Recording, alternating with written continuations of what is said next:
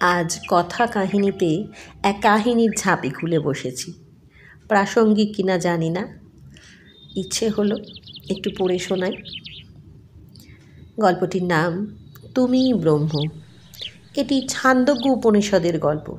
স্বামীজি তার রাজযোগ গ্রন্থে এই গল্পটি বলেছেন। এক দেবতা আর এক অসুর দুজনেই গিয়েছিলেন এক মহাপুরুষের কাছে জ্ঞান লাভ করার জন্য।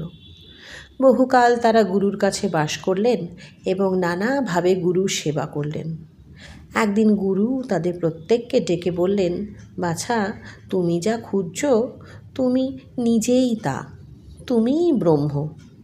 দুজনেরই মনে আনন্দের সীমা নাই। তারা মনে করলেন তাদের শিক্ষা শেষ হয়েছে, তাই তারা গুরুর কাছ থেকে বিদায় নিয়ে নিজের বাড়িতে গেলেন। নিজের আত্মীয় কুটুম্বকে নিমন্ত্রণ করে তারা বললেন, যা জানতে গিয়েছিল তা জেনেছি। গুরুদেব বললেন, আমি ব্রহ্ম, এসো সকলে মিলে আমরা আনন্দ করি। খুব নাচ গান খাওয়া দাওয়ার আয়োজন করে তারা সকলকে নিয়ে আনন্দ করতে লাগলেন। এভাবে কিছুদিন গেল। তারপরে দেবতার মনে ধীরে ধীরে একটি প্রশ্ন জেগে উঠল। গুরুদেব বললেন, আমি ব্রহ্ম, এ কথাটির মানে কি? শরীরের তো জন্ম আছে, মৃত্যুও আছে, কিন্তু ব্রহ্মের তো জন্ম মৃত্যু কিছুই নেই। তাহলে শরীরটি ব্রহ্ম, এ কথা কি সত্য হয়? দেবতা তার মনের প্রশ্নের কোনো উত্তর খুঁজে পেলেন না, তাই তিনি আবার তার গুরুদেবের কাছে গিয়ে উপস্থিত হলেন। অসুরের মনে কোনো প্রশ্ন জাগেনি। শরীরটাই যে ব্রহ্ম এ সম্বন্ধে তার মনে কোনোই সন্দেহ ওঠেনি। যত রকম পারে নিশ্চিন্ত মনে সে তার শরীরে যত্ন করতে লাগলো, নিত্য নতুন ভোগ বিলাসের আনন্দের ব্যবস্থা করতে লাগলো।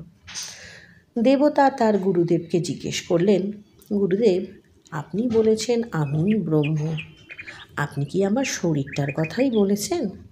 কিন্তু শরীরটা তো কিছুদিন বাদেই নষ্ট হয়ে যাবে, ব্রহ্ম তো কখনো নষ্ট হয় না। গুরুদেব উত্তরে বললেন, না, তুমি নিজেই বিচার করে এ বিষয়ে ঠিক উত্তর খুঁজে বার করো, তুমি ব্রহ্ম। দেবতা তখন ভাবলেন, শরীরের ভেতরে যে প্রাণ আছে, গুরুদেব বোধহয় তার কথা বলছেন। এই ভেবে তিনি বাড়ি গেলেন।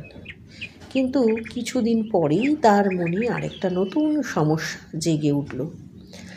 যে শক্তি আমাদের শরীরের ভেতর সব কাজ করে চলেছে তার নামই প্রাণ।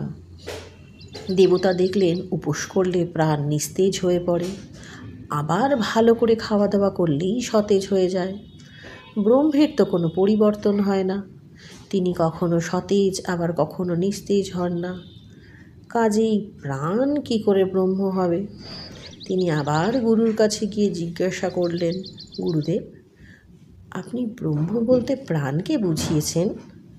গুরুদেব উত্তরে বললেন, না, তুমিই ব্রহ্ম। গুরুর কথা ভাবতে ভাবতে দেবতা বাড়ি ফিরে গেলেন।